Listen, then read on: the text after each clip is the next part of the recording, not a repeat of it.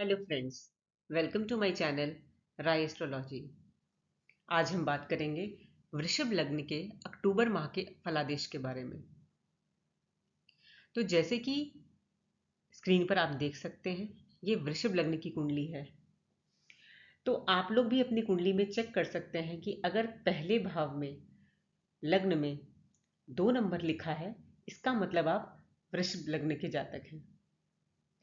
अब मैं आपकी पर्सनल कुंडली के ग्रहों की स्थिति तो नहीं जानती, इसलिए ये फलादेश ग्रहों के गोचर के आधार पर होगा। कुछ ग्रह जैसे कि शनि, राहु, केतु और गुरु ये लंबे समय तक एक ही राशि में गोचर करते हैं। जैसे कि शनि 2.5 साल, गुरु 1 साल, राहु और केतु 1.5 साल। तो इनके प्रभाव शुभ या अशुभ धीरे धीरे करके इस पूरी अवधि में मिलते हैं। लेकिन कुछ ग्रह बहुत फास्ट मूविंग होते हैं, जैसे कि चंद्रमा, जो कि 2.25 दिन पर अपनी राशि परिवर्तन करते हैं। तो इस माह के फलादेश के लिए हम उन ग्रहों पर फोकस करेंगे जो इस माह राशि परिवर्तन कर रहे हैं, जैसे कि मंगल, सूर्य, शुक्र और बुध ग्रह। और इनकी अवधि भी है कि किस राशि में ये कितनी अवधि तक गोचर करेंगे। तो सबसे पहले बात करते हैं मंगल ग्रह के बारे में। मंगल ग्रह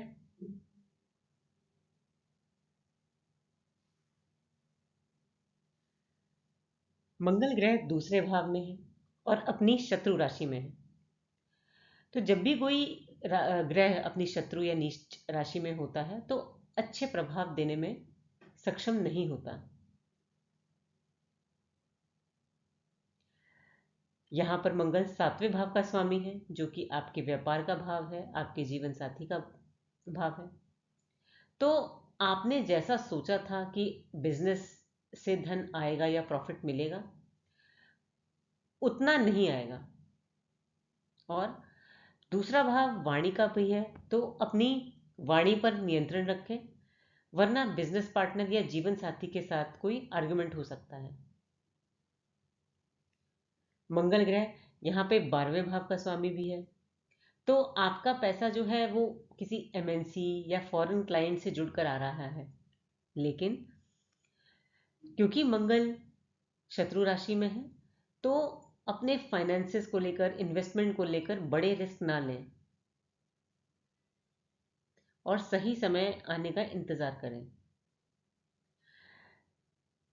अपने खाने पीने का भी विशेष ध्यान रखें, क्योंकि कोई डाइजेशन रिलेटेड प्रॉब्लम हो सकती है।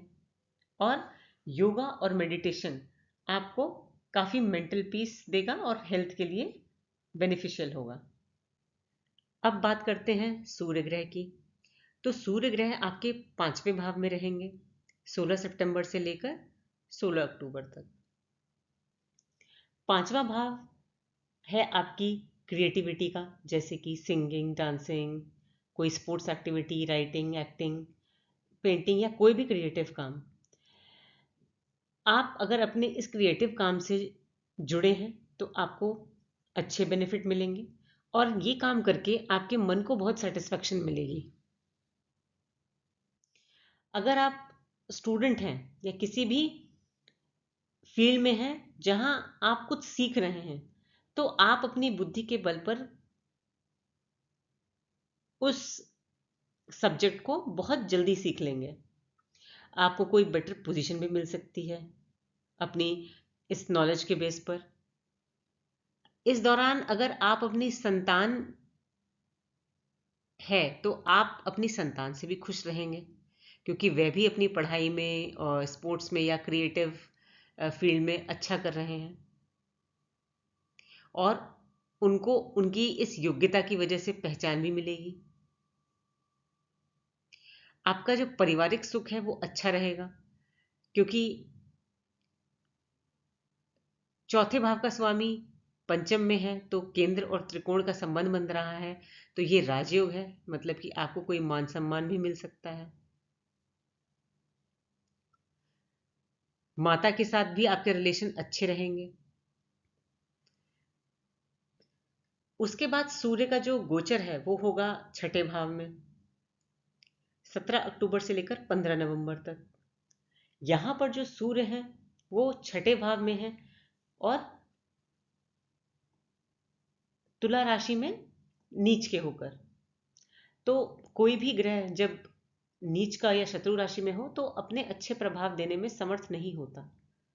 तो इस समय आपका कोई भी अगर ज़मीन या प्रॉपर्टी वाहन कर खरीदने का प्लान है तो अभी ना खरीदें, अच्छे समय का इंतज़ार करें, क्योंकि हो सकता है आप किसी वाद विवाद या कोर्ट केस में फंस सकते हैं। कोई वाहन दुर्घटना की भी संभावना हो सकती है, तो इसलिए व्हीकल थोड़ा ध्यान से चलाएं। घर का माहौल भी तनावपूर्ण रह सकता है और माता के स्वास्थ्य में भी परेशानी हो सकती है। तो कुछ भी छोटी सी दिक्कत होने पर भी तुरंत डॉक्टर की सलाह लें। कोई हार्ट रिलेटेड या बोन्स रिलेटेड या आँखों में विजन में कोई प्रॉब्लम हो सकती है।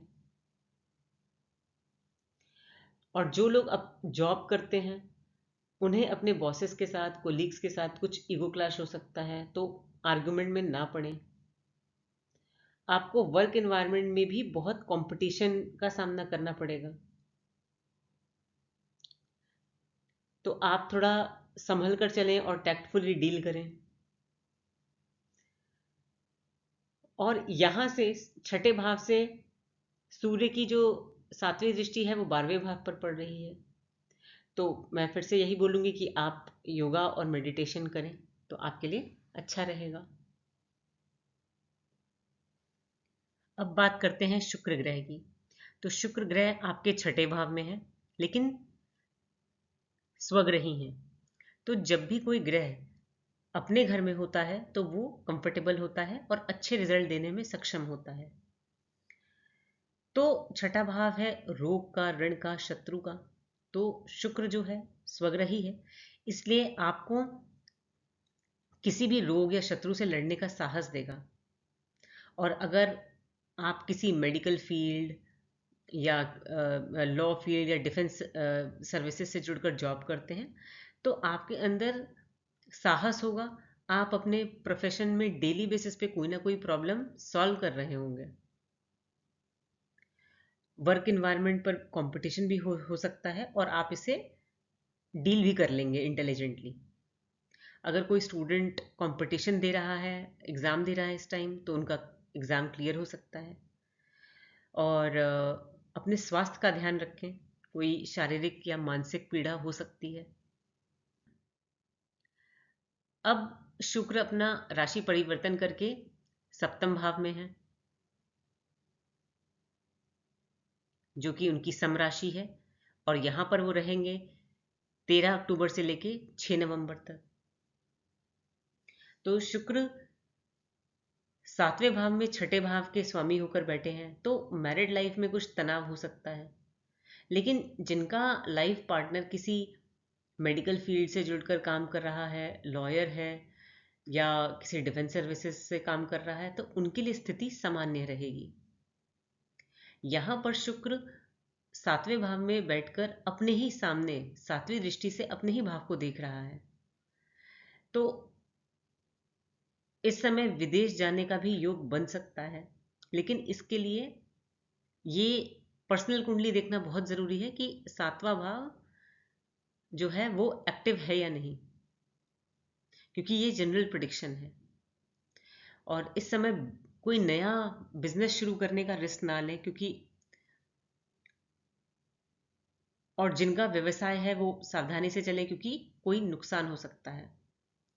वैसे सातवें भाव पर इस साल मई से लेकर अगले साल मई 2025 तक शनि और गुरु ग्रह दोनों की दृष्टि है। तो अगले साल मई तक आपके विवाह के ये भी योग हैं, विवाह भी हो सकता है और बिजनेस के लिए भी अच्छा समय है। तो आपको गेन और प्रॉफिट मिल सकता है, लेकिन ये स्थिति अगले साल मई तक है। तो जो भी बीच में अम,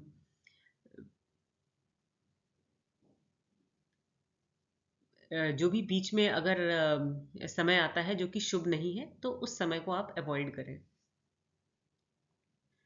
अब बात करते हैं बुध ग्रह के बारे में। तो बुध ग्रह पंचम भाव में 23 सितंबर से लेके 9 अक्टूबर तक, यहाँ पर बुध स्वग्रही हैं और पांचवें भाव में दूसरे भाव के स्वामी होकर बैठे हैं, जो कि धन योग है।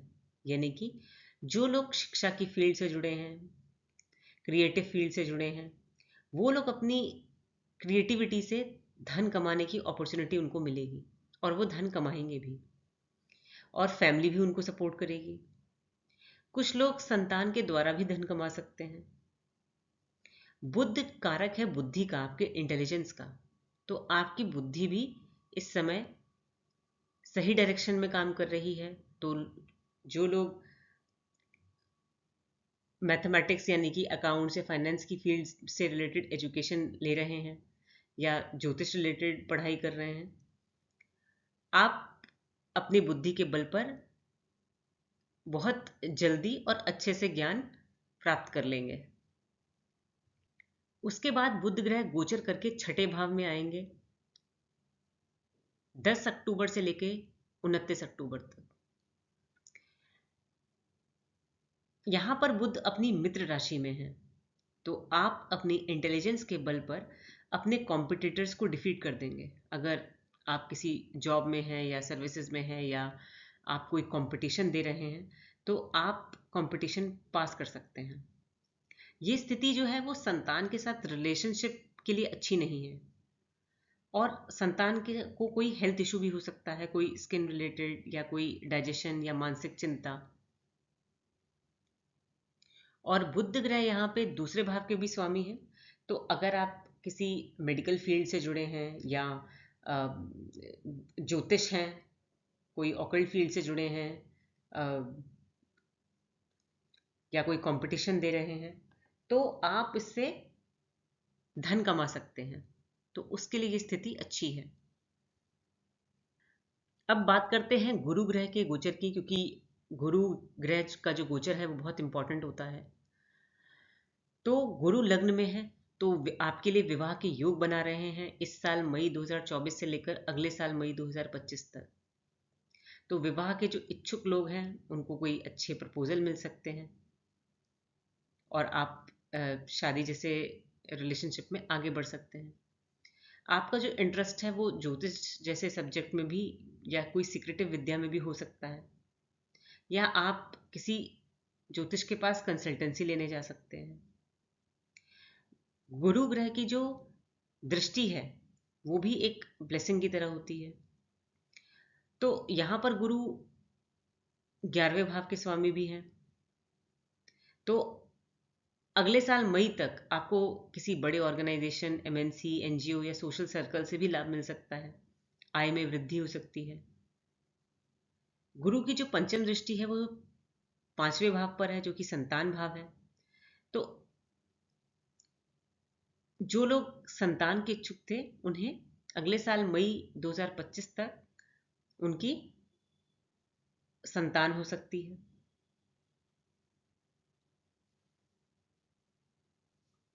गुरु की जो नवम दृष्टि है वो 9वें भाव पर पड़ रही है, जो कि उच्च शिक्षा का है। तो जो लोग हायर स्टडीज के लिए जाने जाते थे घर से दूर, उनको सफलता मिल सकती है। आप किसी धार्मिक यात्रा पर भी जा सकते हैं और ये आपके लिए बहुत अच्छा रहेगा। अगर हम शनि ग्रह की बात करें तो शनि भी यहाँ पर 2.5 साल तक गोचर कर रहे हैं। तो ये भी अगले साल मई तक इसी भाव में रहने वाले हैं। तो ये जो 10वां भाव है वो आपके प्रोफेशन और करियर का स्थान है। तो शनि की वजह से आपको स्लोनेस लगेगी अपने करियर में, अपने प्रोफेशन में बोरिंग लगेगा, लेकिन शनि आपको यहाँ पर मेहनत से काम करने को बोल रहे हैं। तो अगर आप लेजीनेस या आलस्य दिखाएंगे तो शनि आपको पीढ़ा देंगे। तो आपको ये सलाह है कि आप मेहनत से काम करें। और सूर्य और बुध की दृष्टि आपको बुद्धि के बल पर सक्सेस दिलाएगी और आपको कोई मान सम्मान भी मिल सकता है कार्य क्षेत्र में। इस महीने के लिए अगर मैं आपको कोई रेमेडी बताऊं तो मैं ये सलाह दूंगी कि आप अपने लग्नेश यानी कि शुक्र ग्रह को बलि करिए। अपना घर, कार्यस्थल पर सफाई रखें, माता लक्ष्मी की पूजा करें और सफ़ेद चीज़ों का दान करें, जैसे चावल, चीनी, और स्वयं परफ्यूम या इत्र का भी यूज़ कर सकते हैं। तो इससे आपके जो शुक्र ग्रह हैं वो बली होंगे और आपको ओवरऑल लाइफ के डिफरेंट एस्पेक्ट्स में, जैसे कि पर्सनल लाइफ, करियर, एजुकेशन, सभी में आपको हेल्प मिलेगी अगर आपका लग्नेश बली रहेगा तो ये थी जानकारी अक्टूबर माह के बारे में। अगर आपको मेरा वीडियो अच्छा लगा हो तो आप इसे लाइक करें, शेयर करें और सब्सक्राइब भी करें, जिससे कि मैं जब भी कोई नया वीडियो डालूं तो आपके पास ऑटोमेटिक अपडेट आ जाए। आज के लिए इतना ही। Thank you.